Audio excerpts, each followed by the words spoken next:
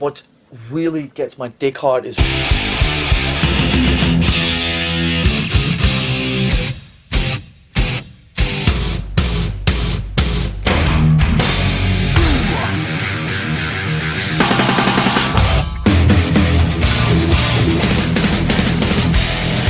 So fucking what?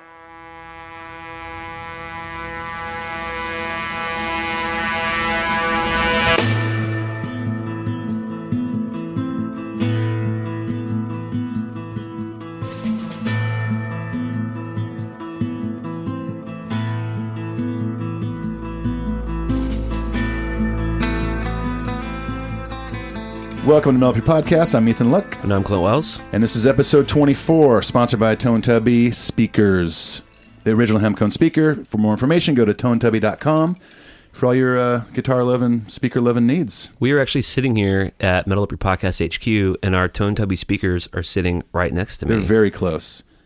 You can't hear them because they're not plugged in right now, but they're here. They're gorgeous. Beautiful. They sent us a black one and kind of a tweed. How would you describe that color? It's kind of a blonde color. A blonde. Yeah. That's definitely correct. not tweed. It's couldn't be more not tweed. It couldn't be, none more tweed. We're pretty stoked about plugging those in soon and playing them, right? Yeah, I'm doing it tomorrow. Sorry to my wife. It's happening all day.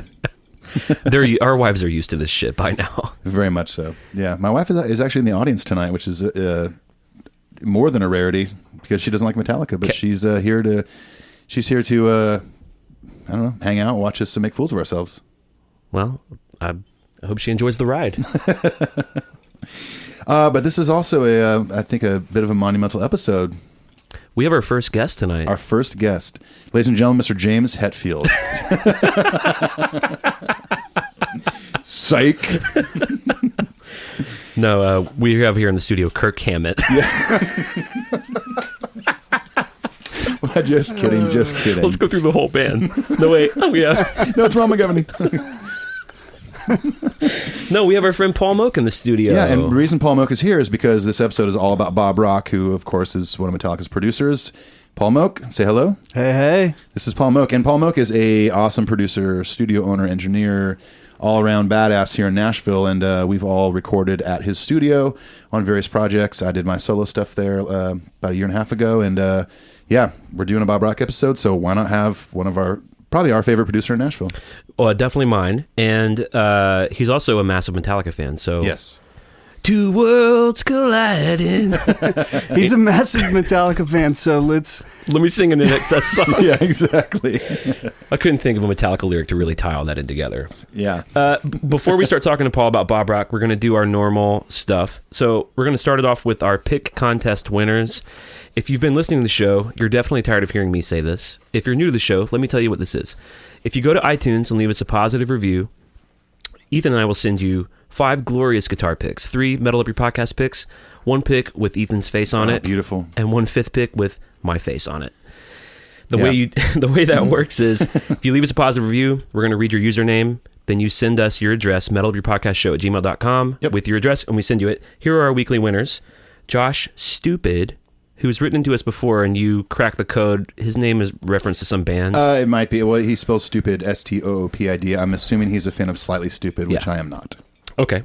Josh Stupid, Tamby257, and Adam in Jersey. Adam in Jersey, as most of you know, we always reference cities, and they're always located in New Jersey, so we're a big fan of Adam in Jersey. Well, it's especially special when they're in Jersey, which is in Jersey. Yeah, Jersey is in Jersey. Yeah, at least the last time I checked. So if you just heard your name read, send us an email, metalupyourpodcastshow@gmail.com. We will send you some free shit. We know you love the free shit. Who doesn't? Who doesn't love free shit? Paul, do you like free shit? You like free Love shit, Paul? it. He loves it. See? Paul likes it. Go take a minute, leave us the review. It only takes a second. It really helps us out. When we get to 100 reviews, which we're at like 48 or 49 or something now, we're going to thankfully never speak of it again. Yeah. So if you're really tired of hearing me say it, which I definitely am, I'm definitely tired of hearing you say it. You're only halfway there, though. If you want us to get there and stop talking about it, go leave the review. Yeah, That'd be it's real so helpful. easy. We're gonna do our social media crap. Do you want to do that? Yeah, let's just be quick with it. You can go on any social media thing and look up Metal Up Your Podcast, and you're going to find us. More specifically, you can go to patreon.com if you want to support the show financially. Patreon.com/Metal Up Your Podcast. But yeah, you guys know how to work social media. Just type in Metal Up Your Podcast. You're going to find us. It's the black and white logo, and it's unless awesome looking. Unless you're Torben. Does Torben own a computer? I think Torben might own a computer. It's an Apple II. It's a beautiful green and black screen. I play Pong and things on it. It's great. Oh, Torben showed up so fast. Torben and his Pong. He loves Pong. Speaking of Patreons, which by it's the way, called computer tennis. Thank you very much. And that was episode 24 with Paul Moak. I'm out. Good night. We did get 2 new patrons this week, which by the way, our very own guest tonight, Paul Moak, is a patron of the show. He is a That's patron right, of the show. I am. Well, That's right. Thank you, Paul. Paul is pledging $500 a month for the next 4 years. Got to get this thing off the ground. And man. if you can match Paul with $500 a month, we will send you one official Metal Up Your Podcast battle jacket patch. Not a battle jacket, just a patch for the battle jacket. Yeah, just the $3 thing. No, it really, we've talked about this before, but if you like to become a patron, it really does help us. We just gave Paul his own Metal Up Your Podcast patch for being a guest on the show. And it helps us to do things like that, to get merchandise going. We're going to do some shirts, some koozies, things like that. So we actually are placing an order this week for our tablecloth, which we're going to put on our table when we do our live show from Detroit, the Detroit World Wired show. We're getting koozies, stickers. We're going to keep buying the picks and the patches. Our new patrons this week are Joe B, which Joe is short for Joanna, but she asked me to specifically mention her nickname, Joe. Okay. And Sarah Sobek. So thanks to you, ladies. Thank you very much. How about the ladies coming out for Metal Up Your coming in Podcast? strong? Jeez, yeah. I don't hate it. No, not at all. We've talked about this, that, our fan base is probably like Metallica's fan base, which is pretty dude heavy. But yeah, that's great. I mean, female fans, that's awesome. I mean, we love all of our dudes out there. We really do. Yeah, no disrespect to the dudes. We don't want it to be like a Rush concert. No, definitely not. There hasn't been a lady at a Rush concert in literally 40 years. I'm not going to argue on that one. Well, I did the math. I actually consulted science on that. So Okay, it's science.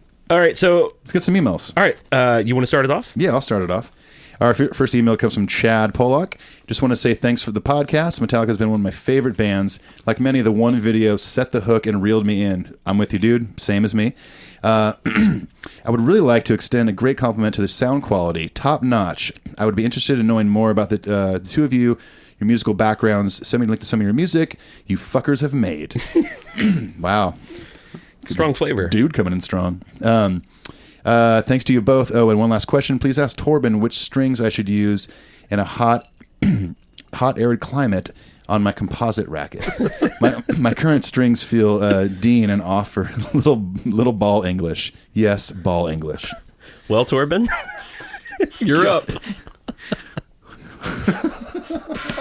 Gosh, I don't know if I could do this one. This is the most in-depth thing about Torben I've ever done. Well, let's see. Ball English it's not my first language, but I think if What the fuck is ball English? don't question it. It's a real thing, I promise. I would say I like to use only ball strings on my racket. I use 15s to 62. It really helps with the ball English, especially when it's not your first language. Is that okay? Wow. That accent just kind of changed. It started turning. Yeah, I think it became something new and different. And well, we exciting. talked about developing new characters, so maybe Torben's going to morph into something else. Thank you for the question, though. Sound quality. We're not doing anything crazy. I mean, I got some pretty cheap condensers in here. I'm currently talking on a Beta 58. But, it's just a matter of getting a good level and, add a couple plugins. I usually just add some compression and EQ.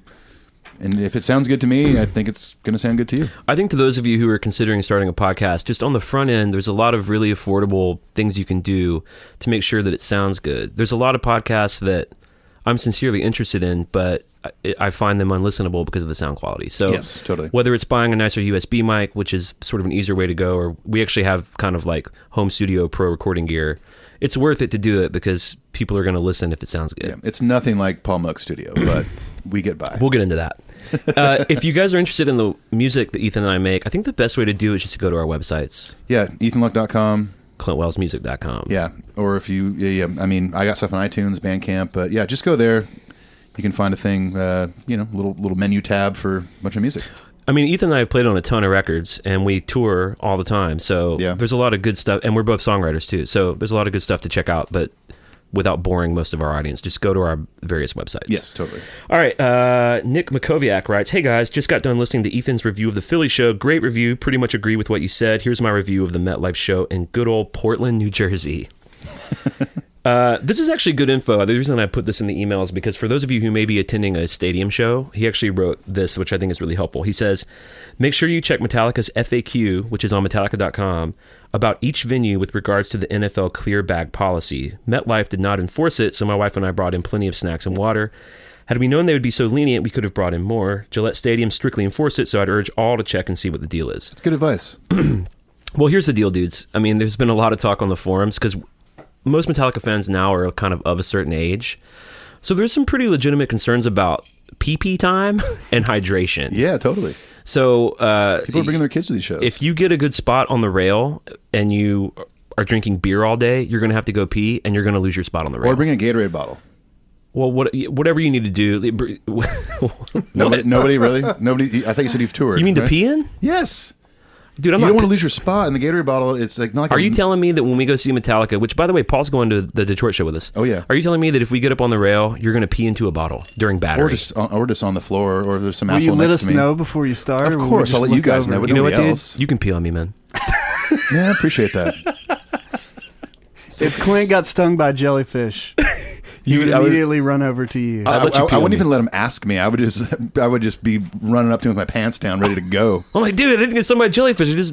I just hurt my foot for a second, and you're just peeing on my foot. I just tripped. I'm like, it's gonna feel better. I heard this fixes everything. Oh, it's so much better. My Torben sucks.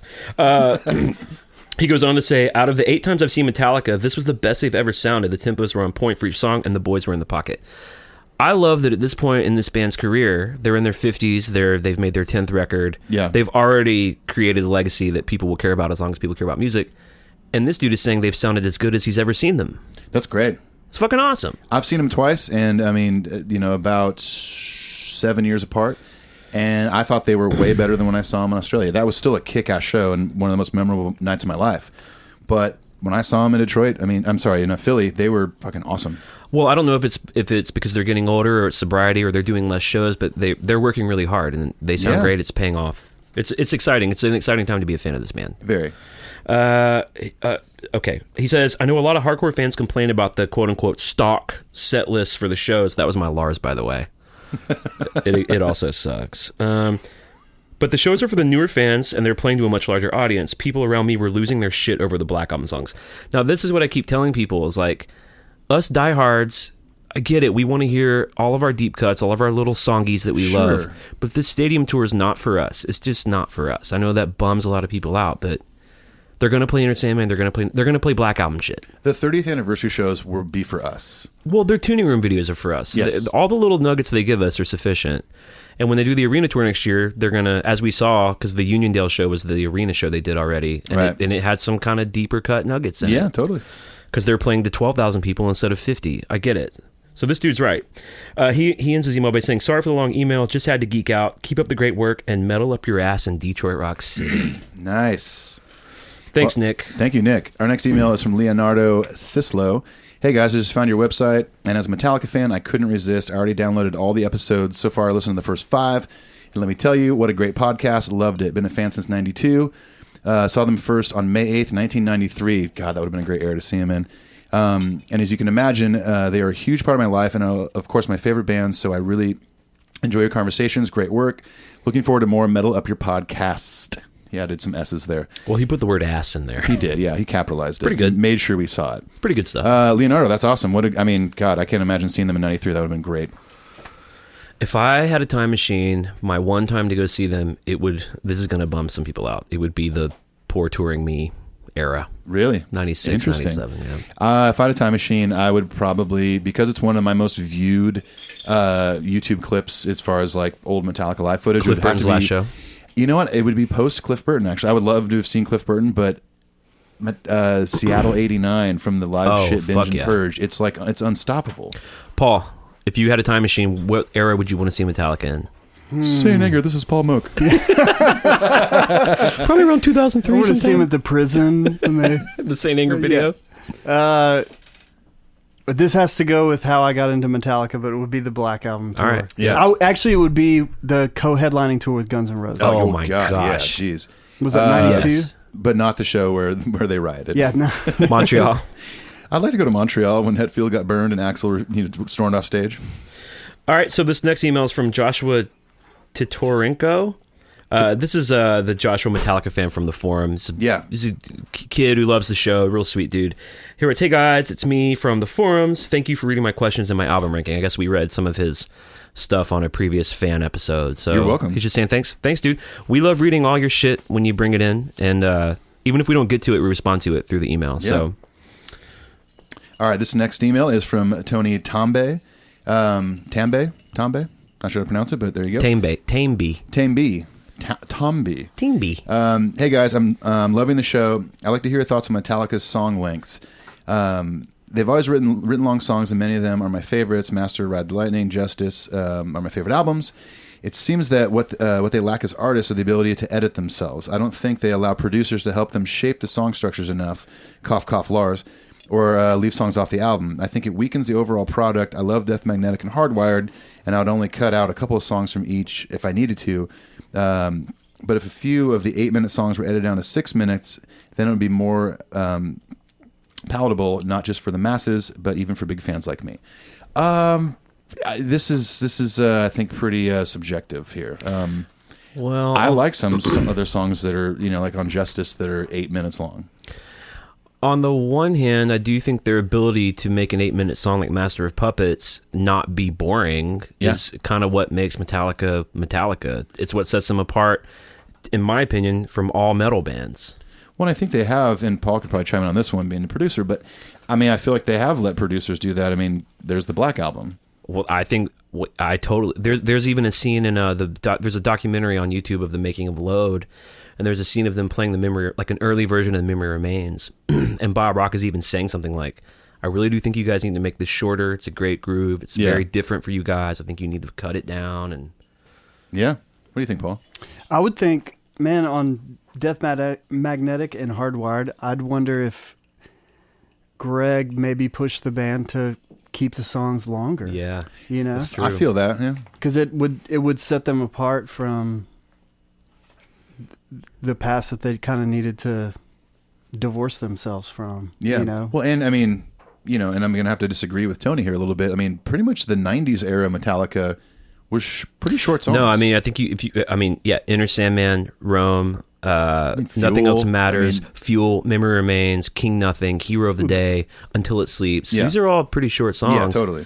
The thing that jumps out to me about this is like, man, it's just so hard to please Metallica fans because it is, yeah. Because after the 90s, it was like, why can't they go back to the epics? And then you got Death Magnetic where they're referencing themselves and they have long songs, and it's like, well, their songs are too long. And people are so bummed on it. But I'm with Tony. Master, Ride, and Justice, of course, are some of my favorite records as well. I don't know if I would actually want to hear those songs shorter or like edited down. Maybe it's just longevity. I've heard them for so long. I will say the version of Now That We're Dead that they just did on Colbert, they did kind of a truncated version. Yeah. And I liked it. It was really good. It's a pretty thoughtful question, though. Very. And I do think we're going to get into it when we start talking about Bob Rock, because I do think that if there was ever a producer that did help them edit, it was Bob. I don't think Fleming did it. Yeah. Rick Rubin, who knows what he did. Greg he is still hovered above finding some city while they were recording a record. Yeah. Thanks for the question, Tony. Risen Omega writes, I just pieced that together amazingly. You're so smart. I was about to say like Risen Omega. Oh, Risen Omega. Hey guys, I just started listening to the show 2 days ago. Just finished today's episode. I don't know what episode that was. I'm sorry. Love it. I feel like I'm bullshitting with my buddies about nerd level Metallica shit when I listen to the show.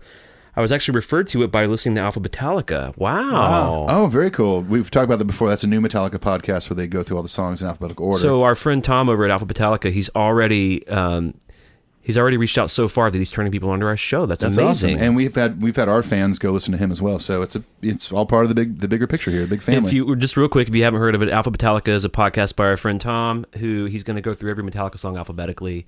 Ethan and I are going to be guests for Better Than You and Blackened later in the summer.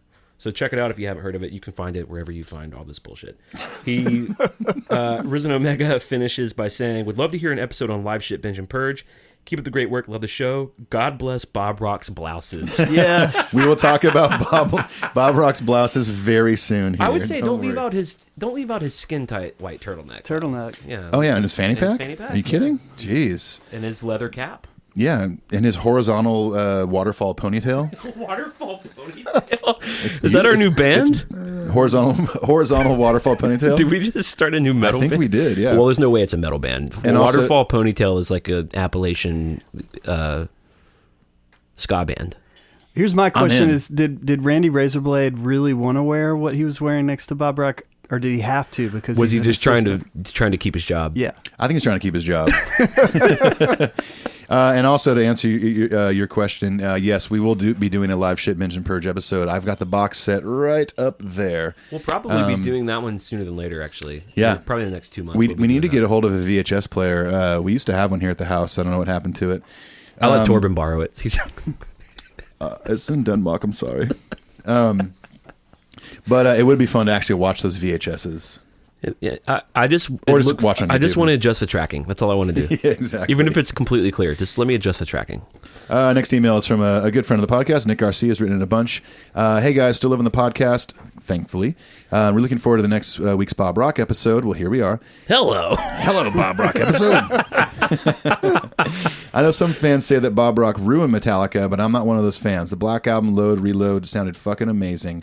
It's a good thing Bob only produced those 3 albums. Hang on. And never any others that he also played bass on that sound like crap. Okay. He's making a joke. I didn't think he was going to go into a joke, but he did, so I shouldn't have paused. My bad. I don't read much. You kind of killed the flow of the joke, bro. I really did. Should I do it again? Yeah. It's a good thing Bob only produced those 3 albums and never any others that he also played bass on that sound like crap. Oh, he's talking about Saint Anger. Nick. That crazy Nick Garcia. He also goes on to say... Classic Nick. Also, look into the recap of the Detroit show. If you guys talk for an hour about that show that Ethan just went to see, I fully expect the episode of the show you guys go to be 2 hours. That's very possible. I kind of have a plan. I hope you guys are both into this. I think it'd be really fun to record an episode on the drive up, like a road trip episode, parking lot episode, recap episode as we're driving home. The trilogy. We shouldn't get in an accident. What do you... Whoever's driving just can wear like a little Janet Jackson headset mic or like a lapel mic or something. Yeah, I would call it a Britney Spears mic, but that's that's a generational... It is, yeah. I know I'm older than you. They both did it. Nick, thanks for writing in, and sorry for ruining your joke. It's a pretty good joke, though. It's pretty good. It is a shame that Bob made Saint Anger. It is kind of a shame. We'll get into We're that. getting into that, dude. Okay. Eric Moore writes, "Hey, dudes." That was my own inflection, by the way. I just wanted to reach out to you guys and let you know that I really enjoy listening to your show every week. As a fellow musician, I really appreciate the way that you guys are able to articulate and explain so many of the things that Metallica does, which maybe a lesser trained ear wouldn't catch. Also, I'm totally looking forward to the Gear episode. It's surprising to me the people that want to hear that Gear episode, because I'm afraid it's going to be super boring. I feel like it might be, but we got to do it. Well, we're definitely going to do it. He writes, "Thanks for contributing all of this and putting it out there for everyone. This is great stuff. Please don't ever delete it." Torben voice, he writes in parentheses. Oh, and add 1 to the beer list if either of you pass through one of the 10 square miles of Delaware in the future. Hi. He says either, but I'm not in both. Delaware. There's only one beer available. That's right. We'll have to split it. Eric, if we're ever magically whisked away to Delaware, we will take you up on that beer offer. I don't know what our beer tab is at, but we've got a lot of offers for beer. You guys know that from scene listeners. in Wayne's World when they get bought out by the corporate sponsors and they're having to do the like, "Hey, we're in Hawaii. Oh, we're in Mukulakahiki. Come on, you want to lay me? And then they're like, it's like Delaware, like, "Hi, I'm in Delaware." Or you could be magically whisked away to Delaware. Okay. All right, our next email is from Johanna B. And this is Joe, by the way. Joe B, Joe, our sorry. new patron. Excuse me. My apologies. Joe, what's up, dudes?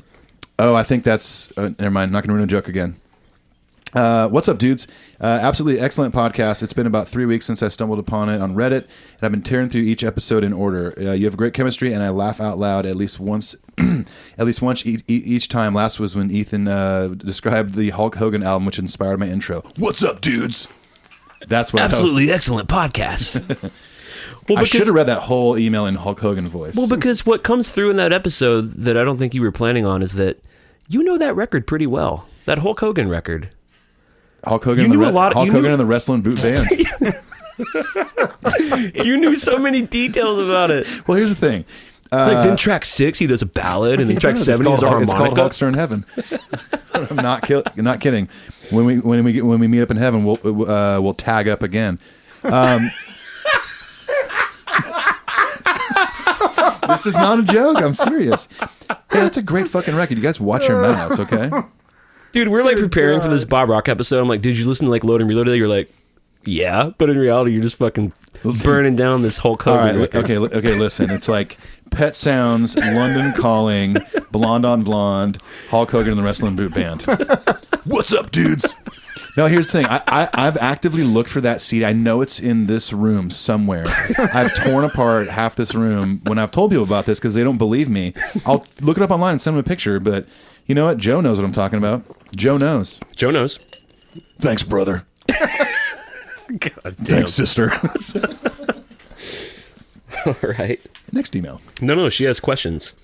Sorry, I just got so sidetracked by the Hulk Hogan record. Hulkster, man, overcome. Joe, I'm sorry. All right, 2 questions. In each of your top, in each of your top 5 bands, what are the other 4? Okay, so Metallica's in our top 5. Yeah, for me, yeah. I can, if you don't mind me starting. Let's do it. I don't know if this will disappoint people, but I do actually have a band that I love more than Metallica, and it's tattooed on my leg. My favorite band of all time is The Clash. I wish you would have just said if I knew it because I would have nailed that. Yeah, well, but Metallica is definitely as close as you can get second. I'd have to say number 3 is Elvis Costello. Wow, I didn't know that about you. Love Elvis Costello. Fun fact, and I'm not trying to impress my wife because she's in the room. The first date I ever took my wife on was to see Elvis Costello in Long Beach, California. Oh, October 1st, 2002. very cool. Little sappy moment on the podcast. Sorry, guys. Was that number 3? Number 4, I'm gonna have to say, and this is a list that always changes. So, but this is definitely, I think, ingrained because it's also tattooed on me. Is Rocket from the Crypt, who Wow. played the Orion Festival. Wow. You have, Rocket from the- you have a poster of Rocket from I the have a Crypt up poster. on I your... have a bottle opener right there, and I have a tattoo on my leg right here. Wow. Big fan. Top 5. And again, if I could talk about my wife again, she took me to see Rocket for my birthday one year. And then we went to Bill Cosby. Remember that? Yeah, I thought she was taking me to Rocket from the When Crypt. you said remember that to Callie, you looked at me like, yeah, I remember that. I remember not doing that. What's the 5th one? It was before he was creepy. Well, he was always creepy. It's before we knew he was Before he creepy, knew he was to be creepy, fair. yeah. Number 5 is always a tough one. But what? I wouldn't put that in my top 5, but I love Toots of the Maytals. I'm going to have to say, and I know this sounds very cliche, but in the reggae world, but I'm going to have to put Bob Marley as number 5. Well, he's Yeah. the Beatles of reggae. He is the Beatles of reggae. There's no yes. doubt. Paul, top 5 bands, if one of them obviously would be Metallica, what are your other 4? Metallica wouldn't be number 1. I just want to put That's it okay. This is in no order. Okay, It's too hard. Okay. Music is our lives. We can't. mine Sorry, was we in- can't. Mine was pretty much in order. Wow. That's fine. Do your thing. That's Okay. okay. Well, Because it's your podcast now, Paul. You hardly knew what the 5th one was. No particular order, Yeah, I'm gonna do the no particular order as well. but number 1 is the Beatles. Yeah, Nirvana. yeah. Duh, you guys know that about Oh me. yeah. So if Metallica is number 3, gotta have GNR in there. Strong. Yep. Very. And then Pink Floyd. That's a good number 5. We have a lot of overlap. Mine would be the Beatles, but they almost don't even count because they're like the earth. They're Yeah. like the wind and shit. They're They're like, just there. They're elements. Yeah. That's why I didn't put them in my top 5. Let's see if you guys picked up on that, but To go real quick for mine in no particular order, definitely be Radiohead, Pearl Jam, Pink Floyd, Guns N' Roses. There you go. It's a good question. So, Very good question. Oh, you're gonna like this next question that Joe has. All right, Joe asks, I'd love to hear more about fretless basses, You need to be the one to answer this too. which have come up a few times. What are they, and how can you tell if someone's playing with one on it? Sorry, my pages stuck together playing on a recording. Well, they sound like shit. Aw, boo. Don't boo me. I don't like fretless basses. They're perfect in the right moment, man. They just have But that. describe them objectively, though. Okay, a fretless bass. So, so on if you're looking at someone playing guitar or bass, on the neck where their left hand would be if they're a right-handed guitar player, there are little lines you might see, and if there are no lines, usually that means there's no frets. So when you slide your hand up on a string to a certain note, you don't get this kind of how would you describe it? like a pulse going up to it? Like it's just Well, it's very like smooth. An upright bass. Yeah, like an upright bass. It's like There's a no cello frets. almost. Yeah. Yeah. I don't have a fretless bass here to give you an example. Because but, you hate them. I love upright basses. Don't get me wrong. I don't like electric fretless basses. Yeah, so on Until It Sleeps, if you listen to the beginning of Until It Sleeps, the bass sound that you hear that Jason is playing is a fretless bass. And I don't like it. If you know the Pink Floyd song Hey You, there's Yeah. a very famous fretless bass, sort of Roger Waters classic, almost Yeah. even a solo. The verses in Mama, I'm Coming Home. Ozzy Mom, I'm Coming Osbourne. Home, Ozzy Osbourne. Very clear, pronounced, Yeah. fretless bass. Doesn't Jeff Emmett on some Pearl Jam songs play fretless? Oh, yeah. He does, yeah. Totally. Is it a fretless 8-string? No, No, that's the that's a hammer. hammer, 8-string. yeah. That's the Jeremy sound. Yeah. Yeah, this is just my taste, Joe, but I don't like fretless electric basses. Even on Until It Sleeps, that part bothers me. Once it all comes in, the rest of the band comes in, I'm fine. I think it's just, I guess let me specify, on their own, get it out of here. I don't want it. There were some 80s songs that took it over the top, for sure. Now, I do like Primus, though. I didn't even know he played a fretless bass in Promise. Definitely. I don't know about all the time, but a lot of times he does. There's also a fretless bass on Nothing Else Matters. Yep. So that's a fretless bass. It's a bass without frets, to put it most simply. Yeah. Well, I was trying to explain what frets were. This is No, you did a good the job. markers. Did I? I don't know. No, that was good. Who wants to learn guitar from me? So the end of Joe's email is she has an episode idea. I'd love to hear an episode all about Pusshead one day, or maybe more broadly about Metallica's T-shirt album and other merch designs, artwork over time. His artwork had such a profound influence on Metallica's aesthetic throughout their career, and it's hard for me to literally visualize their history without it. I agree with that. Thank you both for doing what you do. I'm a permanent fan, and here's another free beer offer. Let me know if you're ever in New York, not New Jersey. Ooh. All right. Shots fired. Well, I was just in New Jersey, so couldn't get that beer. We should do an episode on Pusshead. That would be fun. No, I'd love to. When Clint and I first were developing this and talking about episode ideas, we didn't necessarily say let's do a Pusshead episode, but we did say let's do an episode about artwork and merch designs, things like that. Because they're iconic. Paul, you're wearing a Justice for All T-shirt, and that's one of the classic designs. It's the album artwork with the green logo, and Absolutely. And Pusshead did a lot of kind of classic, like the skulls and stuff, merch, but he famously got on the map because his finally got to do artwork for Saint Anger, which, say what you will about that record, I actually like the artwork. I love that. I think the album cover. artwork is fucking killer. I mean, that's what got me excited about that record. I was like, oh, Pusshead's doing the artwork. This is going to be great. It's got to be great. They're going back to him. Saint Anger Day, dude. And then King. Saint Anger Day. So those are our emails. All right, that was fun. So we're here with our friend Paul Moak. Hey, Paul. Hey. Paul chimed in a little bit on those Paul's emails. still here. You heard- He's still here, amazingly. Yeah, he's somehow amazing, he yeah. decided Actually, to stay. super nervous and super excited. Don't be nervous. Hey, before we go any further, What you got? you guys You had this are... cocked and loaded. What is Yeah, this? yeah. You're letting me be your first guest. Okay. Paul has an envelope in his hand. We don't know I'm what's in it. so honored to be here Okay. that I thought I couldn't come here without giving you some kind of a gift. So I want each of you to reach into this envelope. Oh, my Are there goodness. 2 things in here? So there's a small manila envelope, and Okay. I'm not going to look at the return address. Yeah. Unless this is... It's probably Amazon. Ethan's reaching in. Are they 2 different things? Should I hide it from Clint? It's one thing. Oh, Yeah. wait, The it's cat's one- going to be out of the bag. Just pull them both out Oh, and give me whatever the second one is. What is it? I'll give you this one. Speaking of Saint Anger. Oh my God! Saint Anger stickers. Oh, there's a bunch. Well, there's 3. one's for so- me, dude. Oh, Come one's on. Okay, we'll take it.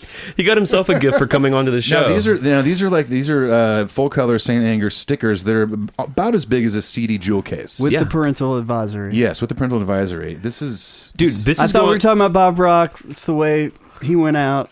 This is going on my laptop tonight. There you go. If any of you have seen my laptop, which none of you have, why would you? I won't put this on my car. Is that okay? Yeah. I don't You don't want wanna get people beat around up? Nashville to know they're listening to this record. Well, my or something. laptop has one sticker that graces it, and it's the Kiss Army sticker. I will now put the Saint Anger Wow. fist on it. Wow, dude, that's strong. Yeah. Here's the thing with me and stickers. I have to find the right place for it. Sure. I had this. That's You don't most- wanna that's waste it. That's Right. most people with stickers. Yeah. Yeah. Like for instance, I had this. I ride an old vintage Vespa, and I had this die cut Vespa sticker for 6-7 years sitting in this like notebook in my backpack, and then finally I put it like on this like work box I had, and now that work box is in my shed. So Yeah. I I'll would find think a your good spot Vespa would be the perfect place for this sticker. I couldn't even get that I out. put a Saint Anger sticker on my scooter. Yeah. All right, maybe I'll do that. Hey, thanks for the gift, Paul. Hey, Thanks, thanks for Paul. having me. Of I'm course, yeah. Actually, really, really, really looking forward to this. Well, we're in the middle of it. We've Yeah. already done a lot of it. Yeah, Where was I? you're here. So Paul Moak is a guitar player. He is a producer, an engineer. He runs a studio in town called the Smokestack, and it's one of the coolest studios in town. Easily. He's a great friend of ours. We've known him a long time, and he's a pure music lover. So it only makes sense to have Paul on to talk about Bob Rock, shed some light Yeah. on sort of the mysteries behind what production is, what producers actually do, where their value lies. Yeah, so we're totally. super stoked to have you, dude. Thank you, man. So we have, so this is our first guest. So we're going to set a template for our future guests, which are going to have a lot more guests coming up Yeah, in the exactly. future. Yeah, we've talked about this before. We basically narrowed down 5 questions for guests. And this is for you to sort of get a pulse on where Paul stands as a Metallica fan, because Yeah. there are certain questions in the Metallica pantheon that can sort of orient you with someone very quickly. Exactly. So some people listening right now might hear question 1 and bolt and hit pause or delete. They might delete that. Or other people are going to be like, fuck yeah, this guy knows what he's talking about. So no pressure. Yeah, I don't want to let your fans down. All right. All right, question 1. How'd you get into Metallica? Easy. MTV. Yeah, I'm an that's MTV right. kid, man. Yeah, I'm okay. 37 years old, so I came online, as Clint likes to say, because of videos. So, I mean, Was it the deal where you maybe saw the Inner Sandman video and then you were like, I've got to go buy that record? Or Inner Sandman, I did not see the one video. I maybe saw it in passing, but I saw the Inner Sandman video, and they kind of like, it was real quick. Inner Sandman, Nothing Else Matters. Yep. Uh, Rome. Sabbath Unforgiven. Yeah. And it was just like, I was a Nirvana fan, like, because as a budding guitar player, I could already play those songs, you know? Yeah. And so I was just waiting for, Everything's fine. Don't I worry was about it. waiting for Smells Like Teen Spirit to come on or whatever.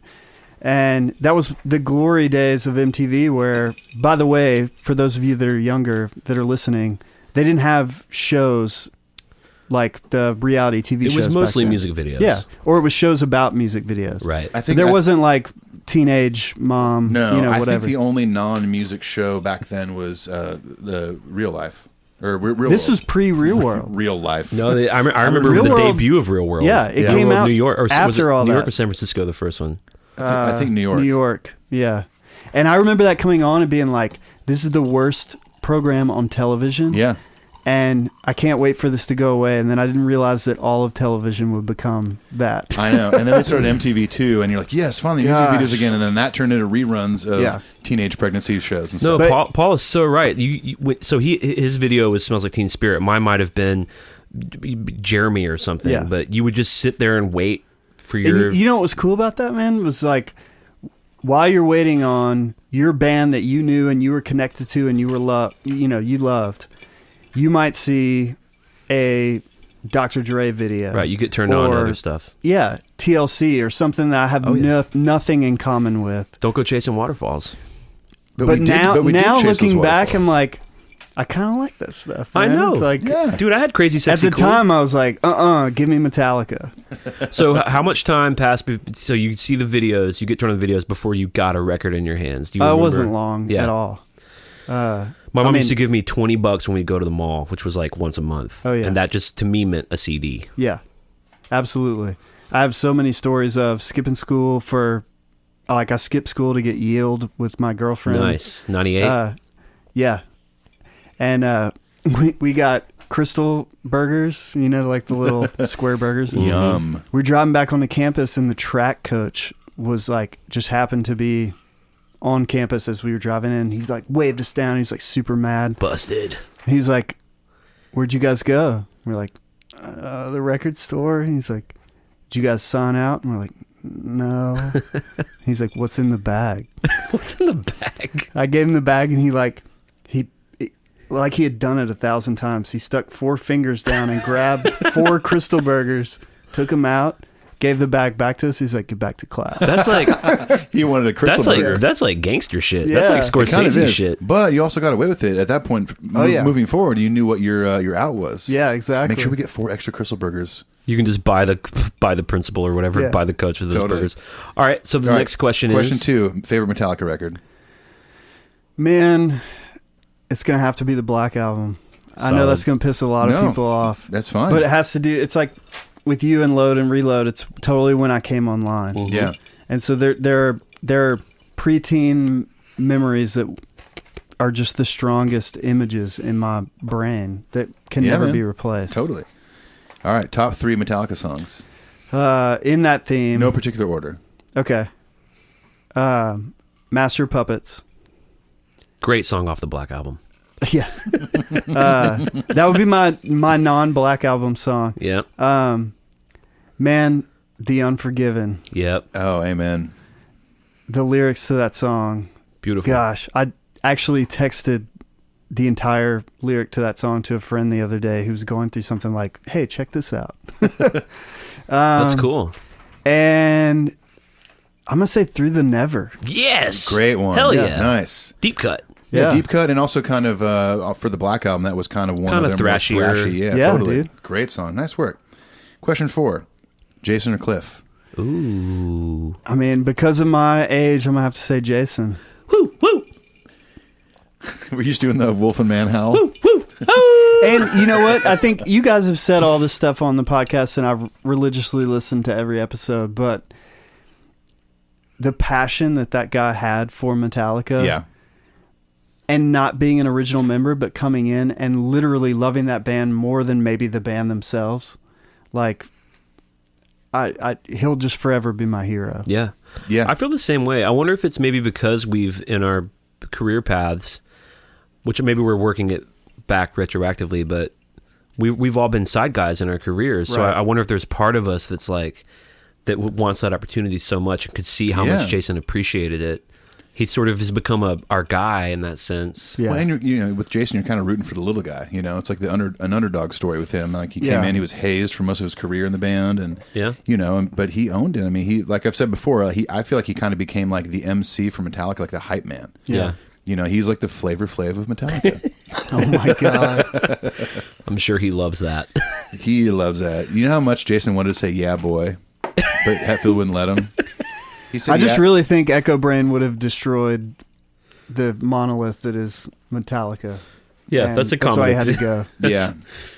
That's a common opinion I these think you're days. right. Seeing right, how cool. big Echo Brain is now. Yeah. Yeah. Last question: where do you stand on Saint Anger?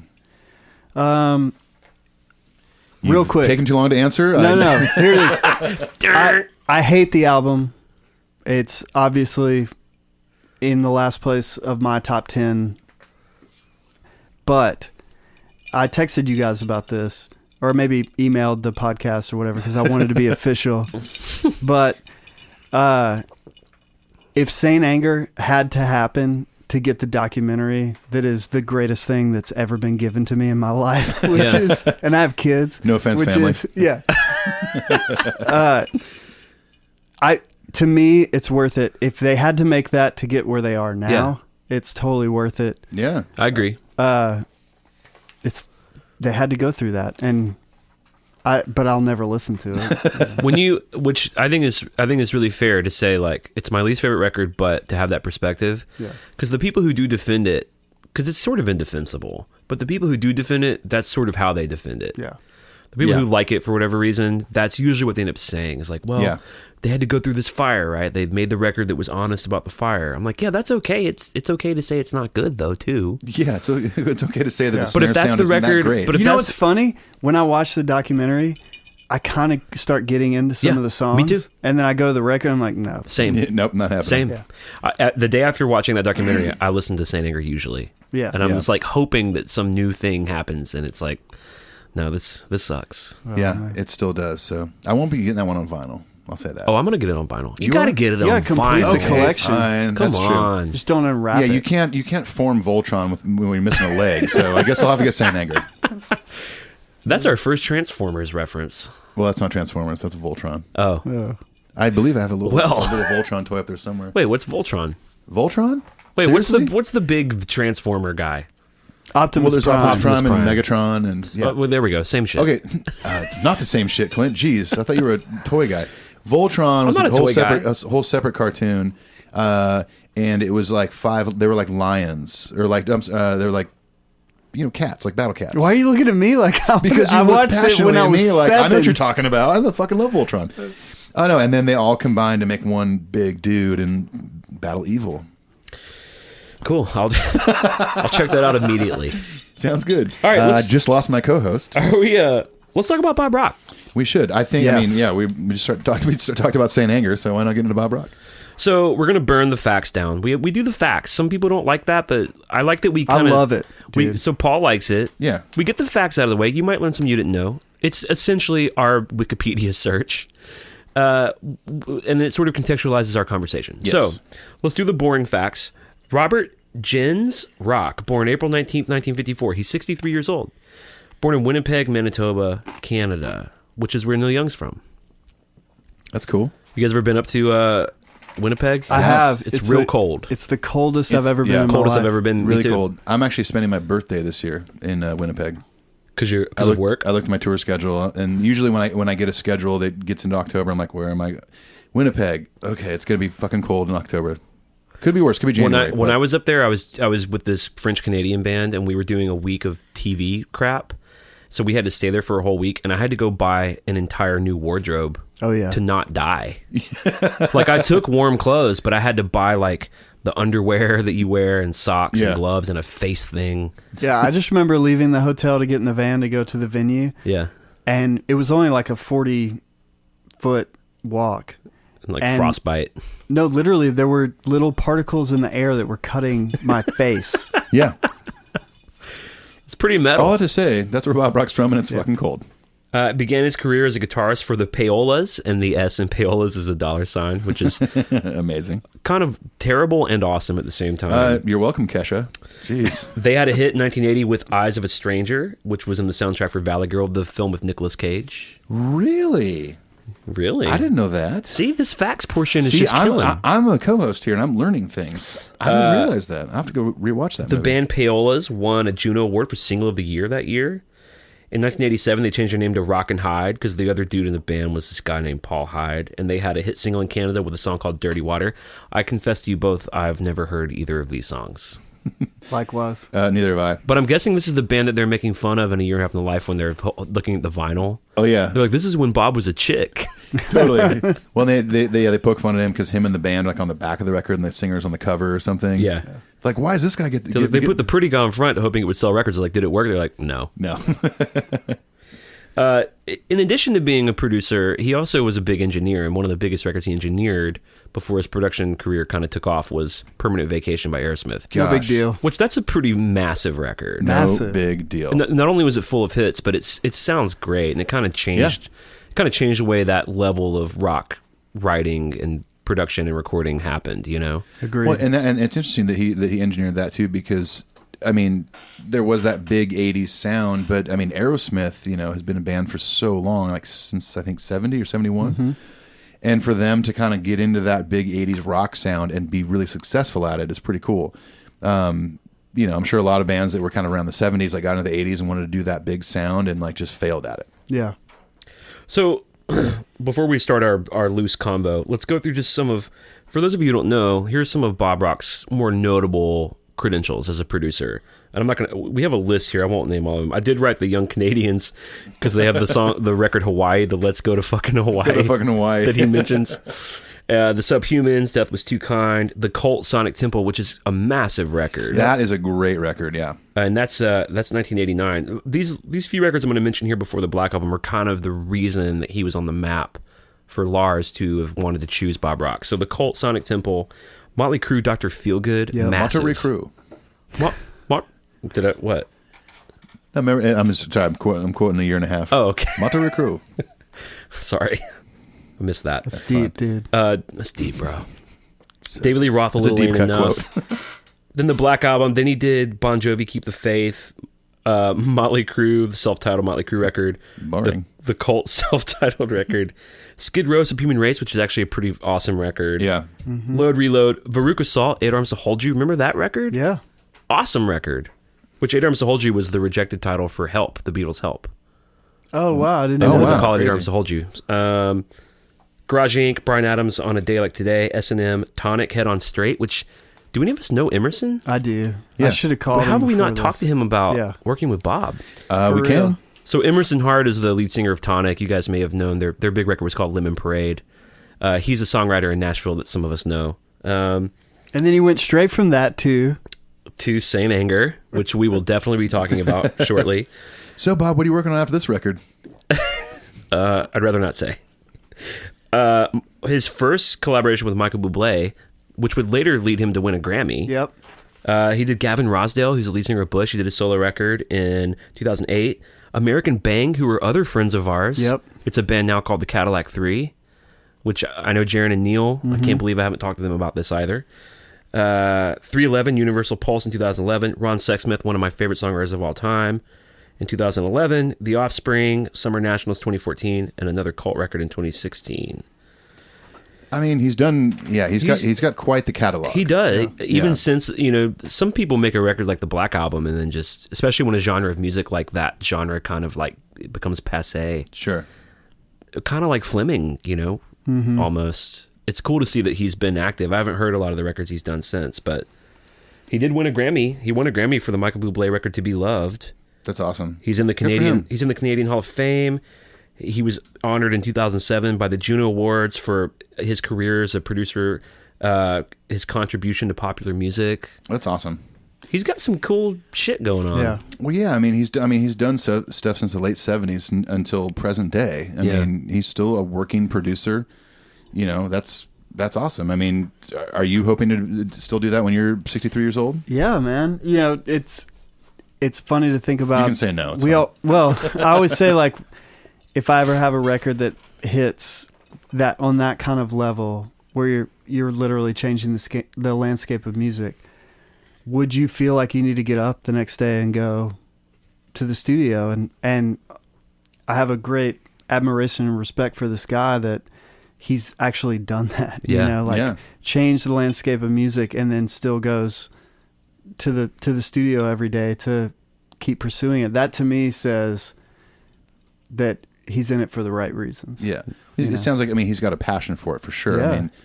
I mean, some of these huge records he's worked on, he could easily, even just with Black Album money, just be like, yeah, I'm cool. Just going to go retire. And just He has a house in Hawaii with a studio in it. let's go to fucking Hawaii. Yeah. He wrote that song just so he could go to Hawaii. One day, go to fucking Hawaii. Yeah, exactly. So let me ask you this. Or let me just put this out there for our listeners who maybe are a little confused about what the role of a producer is. Like my mom has asked me before, like, because I'm really into films also. My mom likes films too. And so she said, like, so, because producers on films are very different than Very producing. different. A producer Yeah. for a film is basically someone who helps get funding for a film. Yep. They sort of get people together. A producer is more on a record like a director of a film. Like, do you have a way of distilling kind of what a producer does? I've always said the producer in music is most like the director in film. Right. And what that looks like on a day-to-day basis on a record is anything from managing a budget that is given to them by the label or the artist. So you have X amount of dollars and you got to make this record. You're not trying to get funding. No, You've already got it, Here right. you go. Here's your $1,000, Paul. Go Totally. ahead, have fun. And by the way, it needs to be due by this date.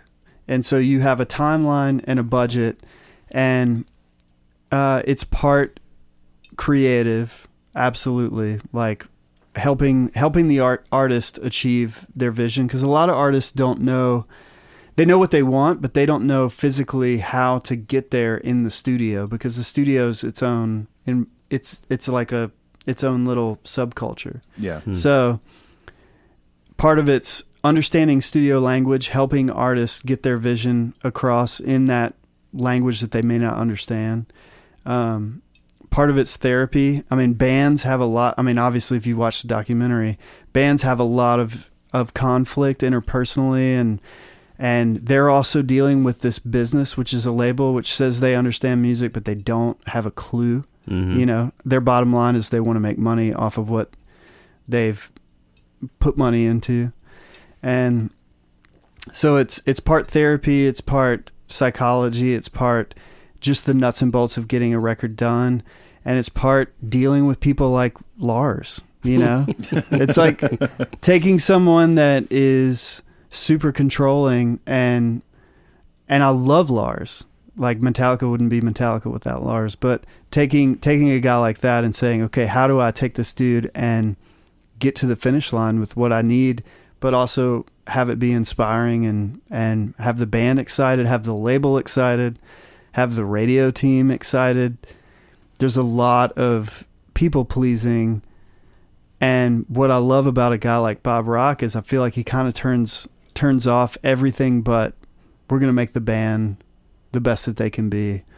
And obviously up to a certain point. Up until about 2003. Which we'll talk Yeah, it's about. about 03. Yeah. But that's a little bit about it. And so from day to day, it can look anything like helping. If an artist comes in, they're like, God, man, I broke up with my girlfriend, you know, helping them process that. Or I just got dropped by my label, helping them process that, to anything like, man, I'd love for the guitar to sound like it was in outer space. What does that mean? Okay, well, we should put this pedal or this reverb unit on it and make it sound this way. And it's all of that encompassed into one role. And but the main bottom line is getting the project done and delivered. Yeah. Would you say, like, I've always felt like, outside of people who make records and kind of know how all this shit works, producers are kind of the unsung heroes of our favorite records, because they're the heroes and the guys that take the blame when the record doesn't when it work. tanks, Yes. you're definitely the guy that everyone yeah. hates. Yep. Well, Which- like, for instance, Saint Anger, it's like when that came out, they're like, booking Bob Rock. Why is Totally. he still there? Right. I would argue that it's not Bob's fault. I would actually argue that, and we can get into this later, but I would argue that Metallica wouldn't be together anymore if Bob Rock hadn't been there during Saint Anger.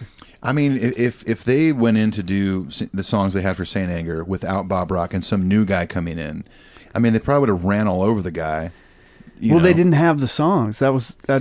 there was so much going on with the guys in the band. Right. Yeah. I think the larger story that's not painted in the movie of Saint Anger is that Metallica was about to fall apart, and it would take way more than a therapist. It was actually James changing his whole life. Yeah.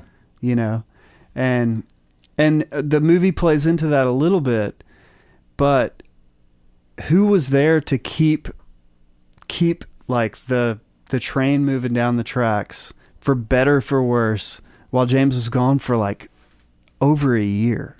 It seems interesting to me that they kept working on the record. It's like they maybe should have just... Kind of. I don't think they're really, like, they didn't go full force with it or anything. No. No, I mean, that was the whole thing Lars was pissed about. But they were still was, like having the therapy as a band, and yeah, that's true. they were doing that, but they weren't, like, actively, like, because when he came back, it was like, all right, this is the hours where I want to be in the studio. Right. Because I got to have family time, this and that.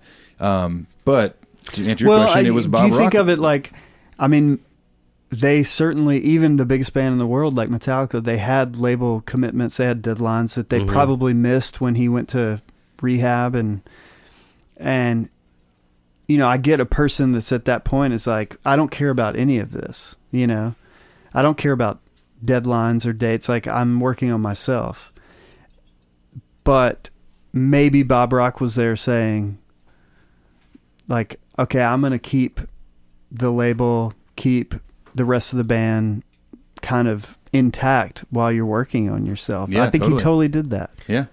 Well, and if that record actually had, if that snare sound had been sort of revolutionary and changed the way metal drums sound or whatever, if it had kind of, which it did go number one, by the way. Yeah. I mean, it was critically. Yeah, I mean, yeah, but it wasn't because of the snare sound. Right, it was because of the name. Record. It was because of the name. Yeah, but, for sure. But so let's say it was critically and in retrospect is a hallmark of metal music in the early aughts. You know, he would be seen as a hero for sure. Totally.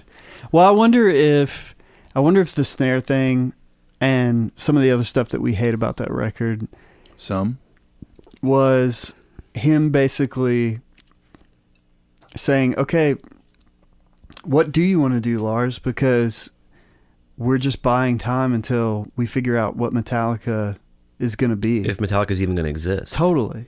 Yeah. And I have a soft spot in my heart for that record because I feel like I'm not going to listen to it, but what if it took them going through that whole deal to get where we are now and the Hardwired experience and this massive tour, and they're healthy now and they sound great now. Yeah. And that is the beginning of that. I agree. That's the beginning of sort of the healthy James. But I mean, imagine Bob Rock not being there, like you said. Like, well, I think if they'd I had, don't think we'd have Metallica.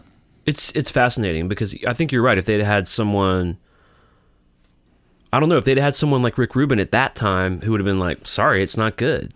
Well, and I think, I don't think that would have worked. I have nothing to back this up, but I feel like Lars probably left some of those therapy meetings and sat with Bob Rock and actually calmed down. And like the whole therapist thing. Oh, Phil Tao. I think that was good and ultimately kind of destructive at the same time to Metallica. I think there was some things that he probably definitely touched on that helped the band. But, you know, I've been to therapy before. Could you imagine having a therapist around you all the time? No way. And cameras. You gotta, and which, by the way, they're all like, well, we got used to the cameras. Well, cameras, you know, what's the law? You don't get used to the cameras. The Heisenberg principle. Anything that's being observed is not behaving naturally. Yeah. So I think they didn't get used to the cameras. They just learned how to work around them and survive. Yeah. You know. Can we go a little bit back to when Black Album World before we get too deep into that? It's just so easy to talk about Saint Anger. Well, it's the most Why? interesting. Because I'm holding the sticker. Yeah, because we all have the stickers right now. here in front of us. I've actually put the sticker on my chest now, so I'm actually What happened to your shirtless. laptop? Clint is wearing nothing but a Saint Anger sticker right in the middle of his nipples. Sorry, too much info? A little bit. My bad. Here's what's interesting. To come. Here's what's interesting to me. Yeah. So they make these 3 records with Fleming, right? And they had to have known that Puppets was going to be one of the most important metal. I mean, they had to have had say most important, but they had to know it was going to do well. That it was really serious. Yeah, I mean, Lightning did really well, and they were stoked on that. And surely they knew, like, okay, this is probably going to do at least as good as that. Well, no, but at this point they've already made Justice. I'm just saying they've made Kill 'Em All, Ride, Puppets, and Justice. You're saying like I'm thinking about where they might have been thinking when they hired Bob. Oh, okay, yeah. So they're kind of done with their 80s sound. One of the coolest things about Metallica is that they kind of kept reaching forward. Yeah. And the controversial shit about this era of 91, 90 when they get Bob in is they wanted to go commercial, right? They wanted to have hookier songs, shorter songs. They got the guy that did Dr. Feelgood. I mean, it's like he wasn't like a deep cut producer. Lars was like, who's the hot guy right now? Oh, the dude who did, Firewoman and Dr. Feelgood. Yeah. Let's get that guy. So just thinking about him coming into that, and even like thinking about you as a producer, Metallica has tapped you to come make their next record. You're hearing some of the demos. It's like when Bob Rock says that when he heard Sabbath True, he knew it was the Kashmir of the 90s. Yeah. How about him going into that? Dude. Which it's like I feel like a lot of his intuition was correct in that era, obviously. Yeah, for sure it was. But for him to come in and say, to tell a band like Metallica, like, how much input do you have or how much power do you have to say this song should be different? Because you mentioned all the roles that a producer has, but one of those roles is to actually help them arrange music and say, this piece of art you wrote, how can we make it better? Yeah, or like the email we got earlier, like, this is way too long. We need to edit this. We need to shorten this. Right. Some people don't think that Metallica let people edit them, but I think Bob Rock did do that. Absolutely. Yeah. And challenging the band and like really like stepping up to him. I mean, like, this we talked about on the Year and a Half episode. I mean, him grilling Kirk during the Unforgiven solo.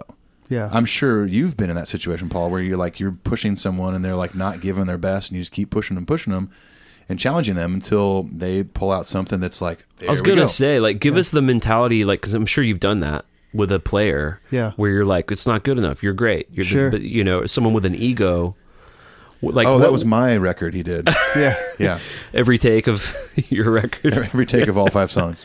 Yeah, man, you can, if you watch all of the footage of Bob Rock with that band, you will come away with one principle, and to me that is Bob Rock loves Metallica. Yeah. And to me, sometimes loving someone is telling them you're not at your greatest potential. Right. Yeah. And he's hired by the band to push them. And the Unforgiven solo is just a great example of him knowing the language that he has to kind of, like me, I'm a pretty soft-spoken guy. I would probably come to you and be like, man, and I'd probably pull you away from everybody else. Be like, dude, what you're doing is great, but I think you can do better. Yeah. You're kind of a combination of Bob Rock and Phil. But yeah. But I think Bob, without the sweaters. Including the sweaters. I was just about to say with the sweater. Dude, I wanted so bad to wear a fanny pack and a white turtleneck tonight. You came dressed like Bob Rock? I asked my wife and like put my hair in a ponytail real high. But what I think he's a master of is knowing, like, if you pulled Lars aside and said, like, hey man, you're doing a really great job, but you're just not doing good. Like, he's not going to. No, it's not going to cut it. Yeah. So as a producer, like, part of his job is to know, like, how do I get on this person's nerves? Like, how do I tweak them? And I think the Guitar Player of the Year comment to Kurt. Oh, it had to like, hurt. Killer. Dude, that's like the best motivation that guy could have gotten. Because he's like, okay, you want to see Guitar Player of the Year? Here it is. And we have that solo. Yeah. There's that really cool scene where he's wearing a turtleneck and he's playing like a Les Paul, and he's talking to the camera, and he's like, one thing I've learned out of decades of working with some of the greatest guitar players on the planet, and he's like playing like chords, he's like, is if they didn't do their homework, what they always say 100% of the time is, man, this tone's not right. Yep. This sound's not right. Totally. Dude, like, the classic examples are you biff the chord and then the playback stops and you say, is this tone right?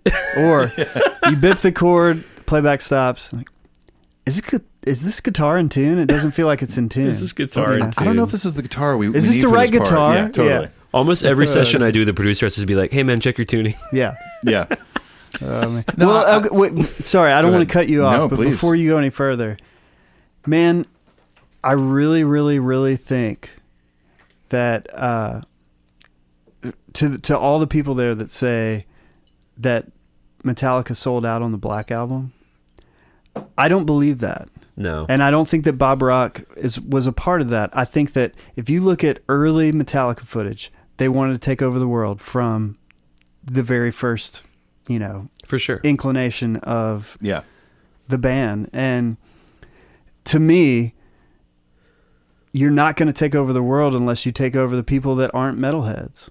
And I think it was in their plan the whole time of like, we're going to be metal, we're going to get our fan base, and then we're going to take it to the masses. I've actually heard that statement. Yeah. Sure. Oh, And yeah. They So- definitely wanted to. Yeah. They use the phrase like, we're going to take the gospel of Metallica to the world. Totally. And you cannot do that without radio and, at the time, MTV. Sure. Yeah. And so to people that dog them for making videos, and to people that dog them for hiring the number one producer at the time to make the most radio rock album that they could, that was in their plan from the beginning. So Right. they never sold out. They I actually agree, just yeah. completed their vision of they totally reaching the masses. I agree. To me, it gets into absurdity, where it's like, if you really want to talk, because the craziest of these purists will say that they sold out on Ride the Lightning, right? Yeah. That's because crazy. of the ballad, right? Yeah. And to highlight the absurdity of it, I'm like, all right, yeah, you're right. Yeah, they slowed it down. They wrote a ballad. Yeah. They wrote kind of a commercial ballady thing. Yeah.